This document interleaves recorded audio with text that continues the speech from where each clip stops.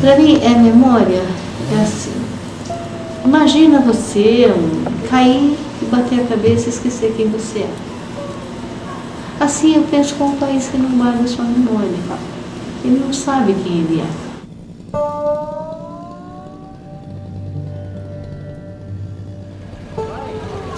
Você sabe que o pau da missa eles vão tirar, né? Mas eu estou de acordo que eles tiram, porque ele está perigoso. É um perigo o carro passar ali, ele cair em cima, né? Tanta gente passando fome, tanta casa está caindo porque o povo é sem vergonha. Que em vez de cair a cerca eles ir lá e fazer, não faz. Em vez de cair a janela eles ir lá consertar, fica esperando que alguém venha consertar. Agora vem falar besteira numa hora dessa, falar que tem casa caindo, a gente não está preocupado, está com frescura por causa de uma árvore. Está na hora do povo reagir, acostumar a lutar pelas coisas que tem. Não a perder as coisas que tem dando risada, é bobo alegre.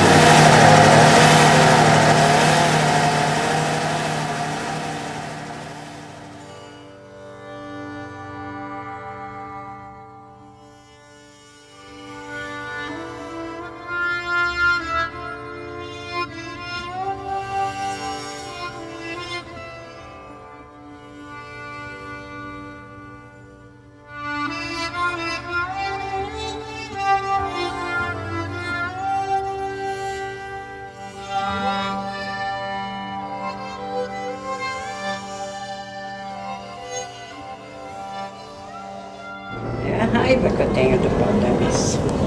É a raiva que eu tenho dele. Pois eu pedi o maquinista. Alto, bonitão, fortão. Ele só me dava Zé Mané, se eu acho que eu podia. Apesar que agora eu choro muito dele sair daí. Mas a minha vingança também é essa. Ele só não me deu Zé Mané. Eu quero que agora cortem ele pelo pé. Pelo fato desse pau da missa ser ligado com a vida da comunidade, aqueles que estão apegados no mesmo tempo ao passado, mas também à comunidade, gostaria que tivesse sempre aquele pau, né? Outros que têm outras escolhas, que não conhecerão talvez o passado também. Eu conheço o pau da missa desde que eu cheguei em Paranapiacaba. Ele sempre teve um papel muito importante, né? Porque naquela época era assim. Se ia ter reunião na casa do seu Toninho, o aviso ficava no pau da missa. Tal hora vai ter, né, um chá no Lira, uma atividade na escola, tudo era colocado ali no pau da missa. Porque era assim, os meios de comunicação aqui não existiam, né? O jornal chegava aqui um dia depois. Um ponto de referência funciona mais ou menos como um quadro de avisos. Gerava uma certa comunicação.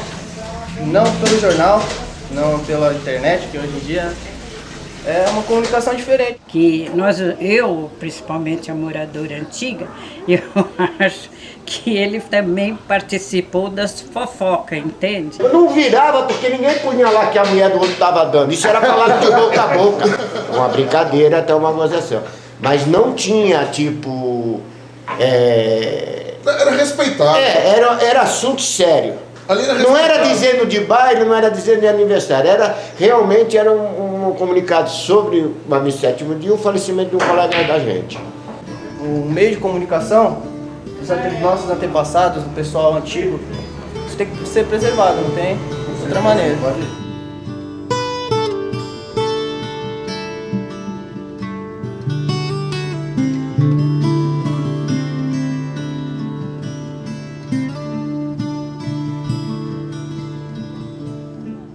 Tem que existir a história, a gente tem que falar sobre ela. Porque a memória serve para a gente não cometer os mesmos erros e valorizar aquilo que deu certo. Na verdade, assim, eu mesmo, pessoalmente, eu não tenho uma boa memória.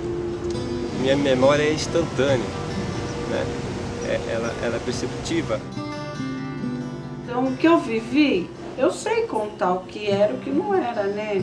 Mas não que eu fosse de lá estudando, né, as coisas daqui. Não, é que eu sempre vivi aqui e conheço coisa por coisa, né? As pessoas descartam as coisas muito fácil, né? Se eu soubesse que ia dar todo esse valor, eu tinha guardado ferramentas, coisas que ficavam assim esquecidas, lá jogado no armazém da ferrovia.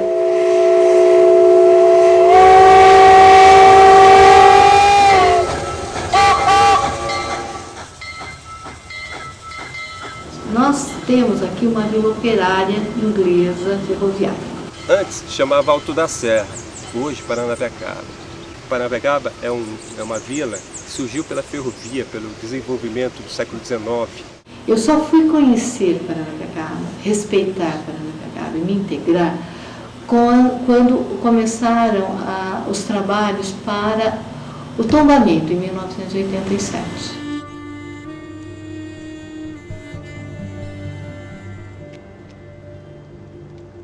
Eu vim pra cá quando eu casei mesmo. Não foi antes, eu vinha só em baile de carnaval que tinha no Lira. Eu vim de Cornélio Procópio, do Paraná. Eu cheguei aos 9 anos de idade. Todos da família eram ferroviários, foi por isso que eu vim para cá. Há 40 anos. Eu cheguei em Paranapiacaba em maio de 1961, 101 anos depois dos ingleses, né? Chegaram em 1860.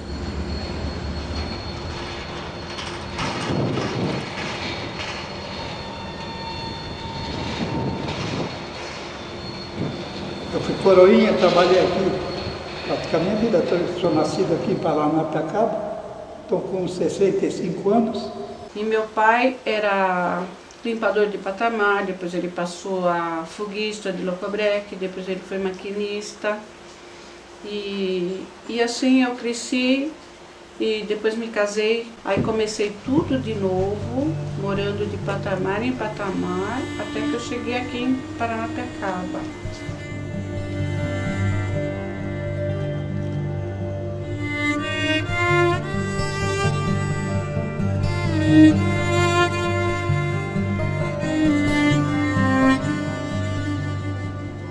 Mas era muito bom aqui. Logo eu comecei a conhecer as pessoas, né? E consegui muitas amizades. E eu fui trazida pela minha mãe, né, que se apaixonou por Paranapiacaba, quando na verdade nosso destino deveria ser Santos. Mas o trem atrasou aqui 47 minutos, tempo suficiente para ela se apaixonar e querer morar neste lugar.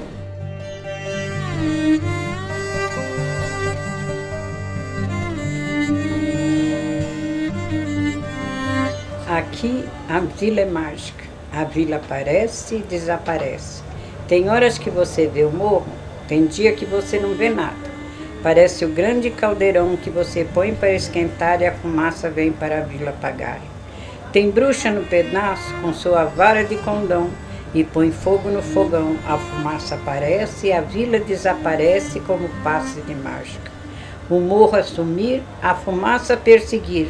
O dia não passa nem as horas, só fica a fumaça na cidade mágica.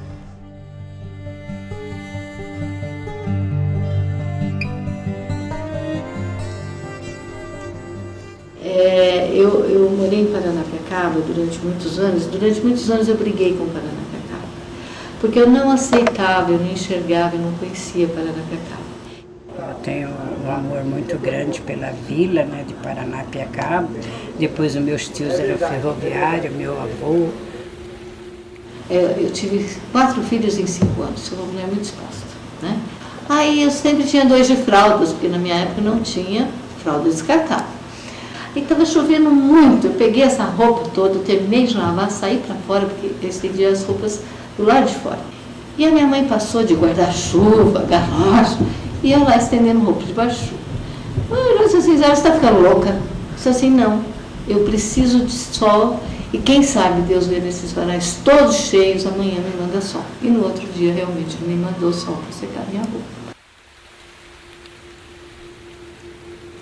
Paranapiacaba você tem que usar todos os sentidos para conhecer Paranapiacaba. Para você realmente conhecer Paranapiacaba, você precisa. Se você não sentir o cheiro de Paranapiacaba, se você não sentir o tato, a umidade de Paranapiacaba, as pessoas chegam e falam assim, nossa, mas está frio? Não, não está frio, está úmido.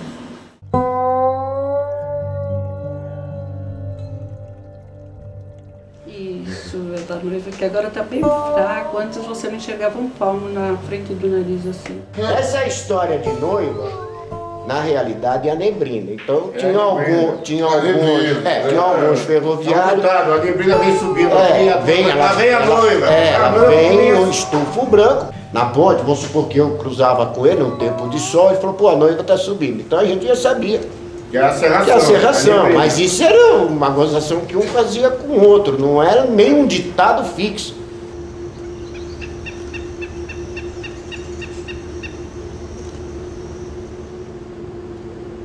Uma pessoa para entrar aqui, quando descia na estação, tinha que falar para onde ia.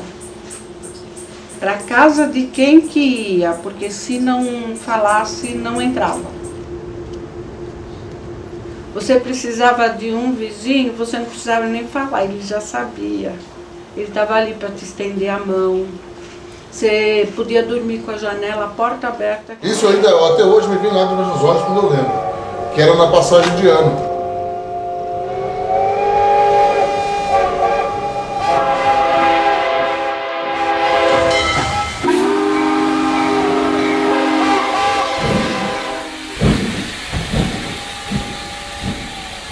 A passagem de ano é um ícone da minha memória. Aquilo era terrível.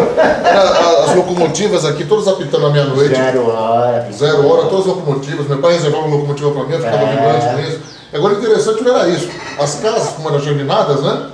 Você via prato de uma casa de lá, estava na tua casa, prato daqui estava lá, uma grande família. E não tinha um convite. Pra quê? Não tinha um convite. Passava, entrava, cumprimentava. Via saca. Nossa senhora, que fazia via saca. Não, beleza. Eles olhavam tudo, ninguém mexia em nada. Então era um lugar bem sossegado. Aí tá, a referência, para poder amarrar a história, essa família se reunia em volta da porta da mesa para saber de alguma coisa. Às vezes passávamos não havia nada. Quando nós voltávamos já tinha lá. E era assim, todo mundo parava. Eu nunca fixei nada, mas eu lia todos os anúncios que eram colocados, né? Como todos. Estava fazendo o ginásio em Santo André, então mandaram fazer uma redação, uma curiosidade que tinha na cidade da gente onde a gente nasceu.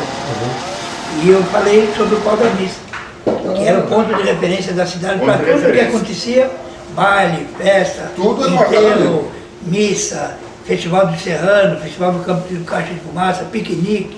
As paqueras também? E sabe o que aconteceu? Eu ganhei nota 10. Não, a paquera era na estação.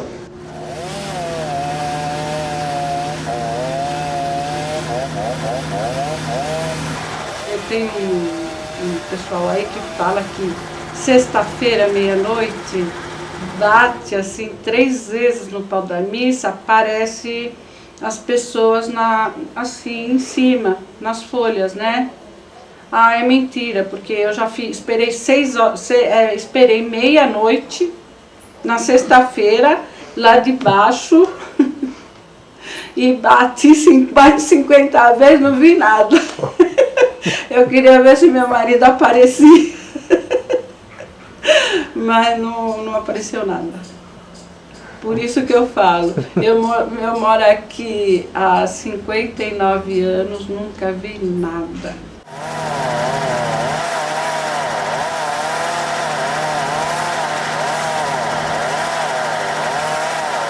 Por conta do clima aqui de Paranapiacaba, que é neblina, muita neblina, então, mesmo com pouca visibilidade, ela era percebida, né? Então era um ponto ideal para esses anúncios, porque ela é muito próxima à rua e por esse motivo os avisos eram bem aparentes. Porque ali, quem morava do lado de cá tinha que passar ali para ir na padaria. Isso. Caramba. Quem morava na vila de lá tinha que passar por ali. Ninguém ia subir por aqui para dar a volta para ir lá para cima, para perto do campo. Que é curioso ali, você ver. Ali virou uma esquina de comunicação mesmo.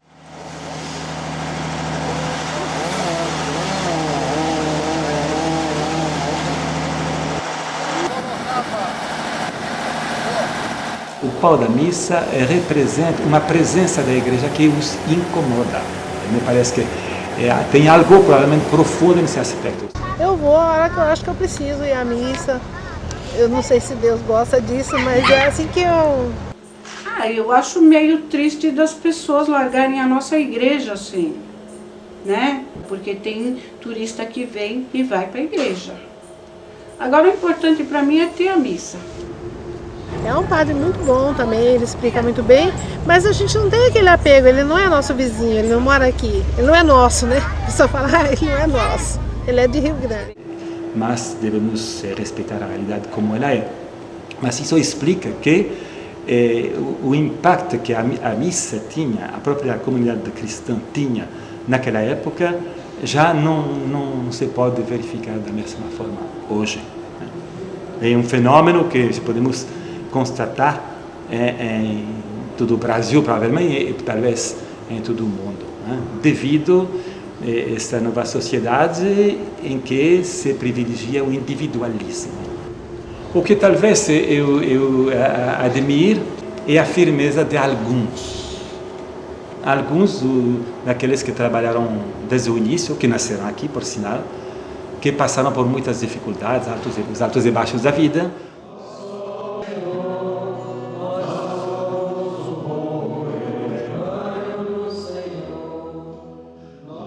Às vezes as pessoas vinham e diziam assim, ai, porque aqui era assim, porque aqui era assim, ai, porque eu não vou parar na pecar porque eu tenho vontade de chorar. Eu falo assim, e aí, o que você vai fazer? Você vai chorar? Ou você vai fazer alguma coisa? É aqui que é o peso! Chega de cortar esse lado, meu! Eu tenho uma amiga, um dia ela brigou muito comigo e disse assim, o que é mais importante para você? As casas ou as pessoas? Eu falo as duas coisas. Se você não cuidar da casa, não vai abrigar as pessoas. Entendeu? Então é necessário que você cuide das casas.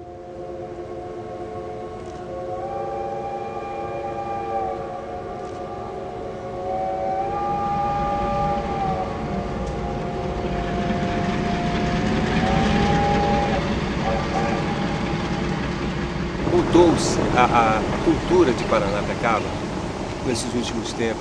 Nós fomos perdendo a identidade da vila. As mudanças foram, né? Que acabou a serra e o pessoal que tinha tempo aposentaram, outros puxaram o tempo, foram embora. Pô, antigamente, até chegar ao campo, você conversava com 100 pessoas. Hoje você fala simplesmente um bom dia e tem alguns que não respondem. É verdade. Porque mudou quem era morador. São poucos moradores antigos. Veio com outra formação, enfim, não são pessoas ainda sensíveis, porque elas não foram conscientizadas. Quando a gente começa a falar sobre preservação, o pessoal fala assim, isso é tão difícil. Eu tenho algumas pessoas aqui do Alto da Serra que me encontram, né, e me abraçam assim, você continua lá? Você continua, luta, continua, mas como você é perseverante? Eles não entendem muito como que eu ainda continuo perseverando. A gente tinha uma vida muito boa aqui, de repente nós fomos perdendo tudo.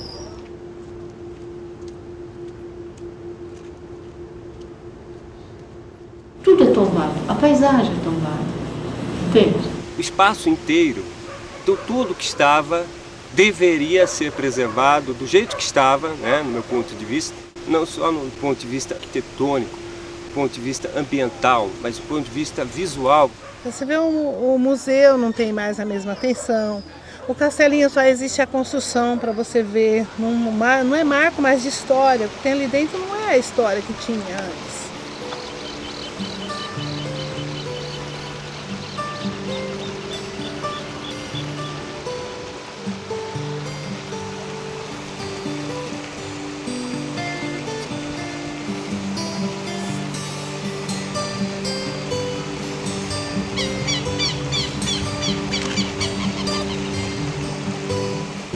Nós temos assim, uma preocupação com o impacto ambiental, com as nascentes que nós vamos perder, porque afinal de contas é aqui que nascem as águas que abastecem São Paulo e o grande ABC.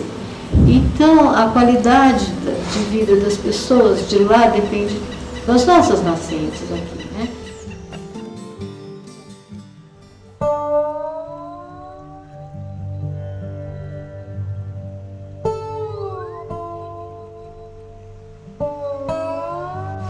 Essa árvore sofre há quase uns 15 anos, pelo menos, sem poda. A última poda foi feita pela Rede Ferroviária Federal. Se podar ele vai continuar uns 100 anos aí. E outra coisa, eles poderiam calçar ela e cuidar, porque ela tem umas raízes que saem por dentro daquela casca. Porque vocês podem passar e ver que ela tem uma casca assim, mas a madeira tá boa, não tá podre. Tanto que aonde eles cortaram, não tá, tá verde. Você vê, você conhece madeira verde. Eu conheço pelo cheiro até. Olha o cheiro. Vai ferrando o Podar ele, aí eu concordo, até concordo. Agora cortar ele, arrancar ele fora, não. Não, aquilo ali é referência daqui. Se podarem o pau da missa, eliminar ela, vai chocar a cidade como chocou quando queimou a estação aqui. É igualzinho. Vai ser igual. Paranapiacaba vai ficar de luto. Uma árvore, como calipeiro, essa entrevista, isso aí é uma vida, gente. Agora, é um marco de Paranapiacaba. Um marco de Paranapiacaba. Mas tudo que é velho morre, meu filho. Nós vamos morrer agora. Por que a porra do cara pode cair? Eu estou com 62 anos, se eu ficar doente, eu vou no hospital, o médico vai me matar? Não, ele vai dar um jeito de... Tem que arrumar um jeito de reativar. Então, a mesma coisa é uma árvore. Além do pau da missa, que é importante, eu concordo, a manutenção, seria a volta do subúrbio. Seria a volta de um trem que trouxesse o pessoal de São Paulo até aqui. Se a vila vai morrer ou não vai, eu não tenho assim essa paixão violenta, porque tudo é passageiro. Agora tem o pau da missa, que não oferece perigo, ele pede atenção. Aí simplesmente a gente vai lá e corta ele. Bem, né? Acaba. Daqui a pouco não é mais uma vila histórica. E a gente vai perdendo a identidade que fala, né? Porque você perde uma coisa hoje, perde outra amanhã, perde outra. O pau da missa, ele tornou-se um ícone. Pertence à história, à memória, pertence ao Estado. Ela não foi tombada pelo Estado. É uma pena que está acontecendo com o pau da missa. Mais uma pena, mais uma. E aqui eu te falei, a campanha desse ano da igreja é preservar a vida.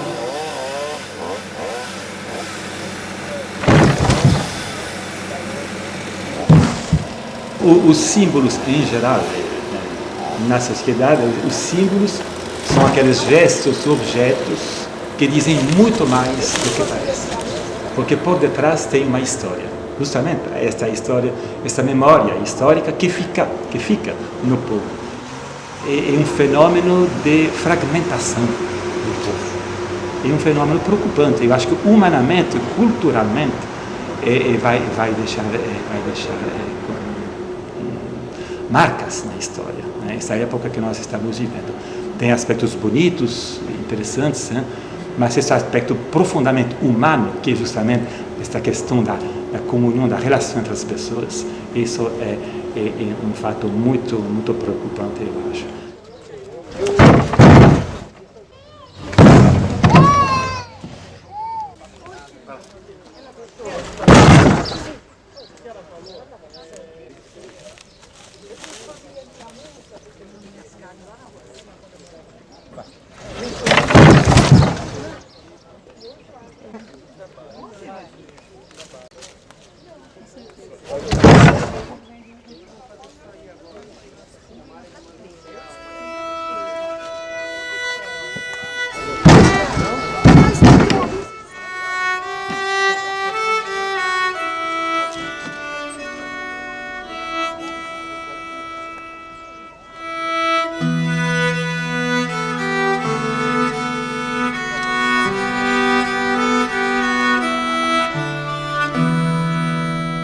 Infelizmente, olha, a minha opinião seria tentar preservar, nem que seja o tronco da árvore.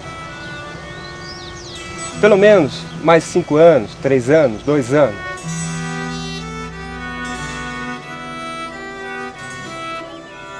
E um símbolo, em geral, não se explica. Um símbolo se vê e a pessoa sente. O sentir é muito mais rico do que o entender, né, pela inteligência. Então, em geral, os símbolos têm esse papel. A planta eu considero como uma coisa viva. Ninguém subia, existe um respeito também nesse sentido. Eu era criança aqui, moleque, trepava em tudo quanto é árvore. Nessa, todos respeitavam. Essa era sagrada? Era sagrada. Ela precisa de carinho, precisa de cuidado, precisa de nutrição.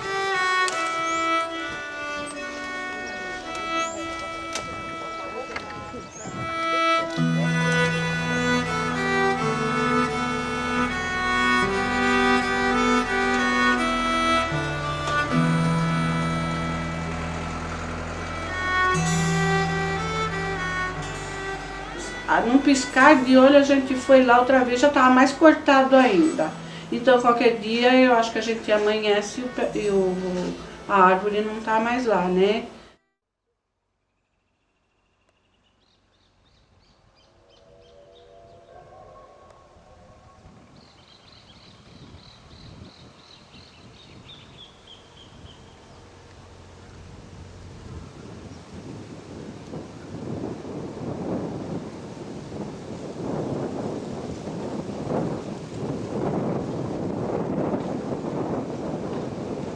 Não, porque não foi legal, né? Foi quando meu pai faleceu. Quando ele faleceu, embora o enterro não tenha sido aqui, o comunicado veio pra cá. Que era a forma mais fácil de entrar em contato com todos. E pra mim o fato mais importante, infelizmente, foi isso. O dia que eu tive que fixar ali a nota de falecimento dele. Isso pra mim foi o fato mais marcante.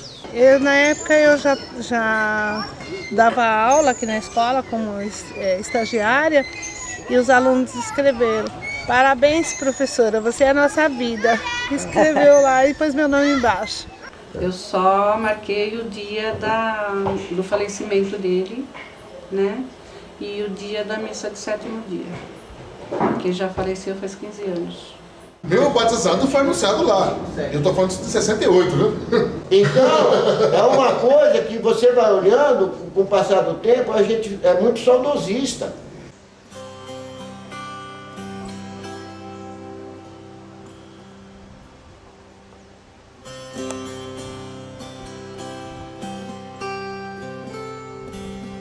Ele é um ser vivo, e os seres vivos morrem. Eu acho que a memória para uma pessoa são as raízes de uma árvore. Isso é fundamental. Na raiz tem a identidade, na verdade. Ultimamente eu li até um artigo de um filósofo que dizia: eu é o outro. Um pouco esquisito, assim, como nada de pensar. Mas depois, desenvolvendo a ideia, ele vai dizendo que a pessoa ela vem do outro, e é verdade.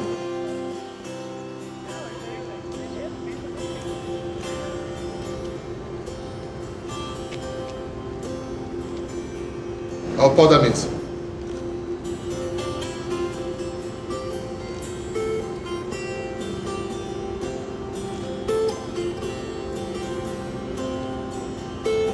Pau da missa famoso, nada ele escondia.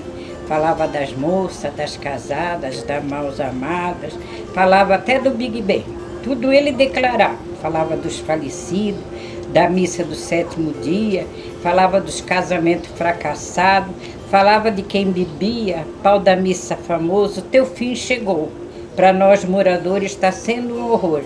Queríamos que ficasse aí com louvor. Eu traria o amor que as pessoas tinham por esse lugar, a vontade de viver aqui, a alegria de viver aqui. Trazia uma escola técnica de preservação de patrimônio.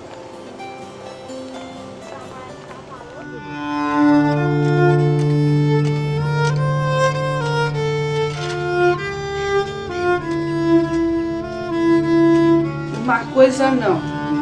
Eu traria um pessoal que fosse competente e que desse valor o que nós temos aqui. Essas pessoas, esses antigos moradores, pessoas que conheceram Paranapiacaba ontem, não interessa, interessa que tenha esse sentimento de Paranapiacaba, que entenda que morar em Paranapiacaba é morar no museu. Porque se as pessoas que viessem para cá pensassem no valor que tem aqui e cuidassem do jeito que era, eu acho que a vila ia durar muitos anos ainda.